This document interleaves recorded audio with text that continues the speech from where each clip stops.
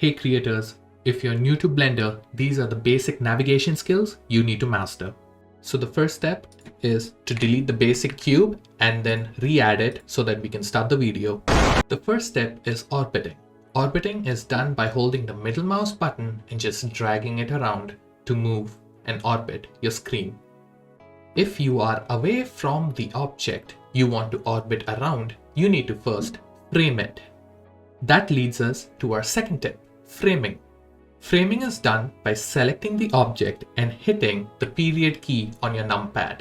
Once your object is framed, then when you orbit, it's now going to orbit from the center of the object. The next step is panning.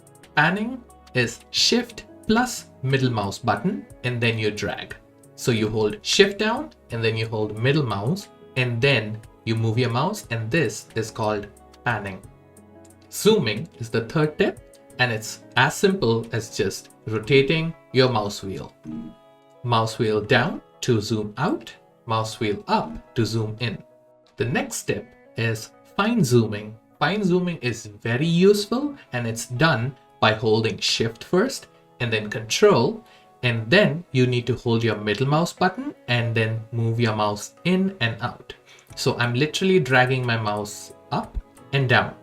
So for example, if I'm zooming just using the mouse wheel, you can see how abrupt it is. And if I'm too close and I want to zoom out and use fine zooming, so hold Shift, Control, middle mouse, and then drag your mouse back and see how much control I have. It's really smooth.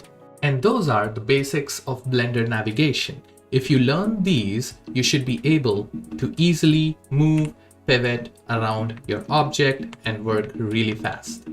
I hope this was easy for you guys to understand, and welcome to my channel. Subscribe for more. Thank you. Have a beautiful day.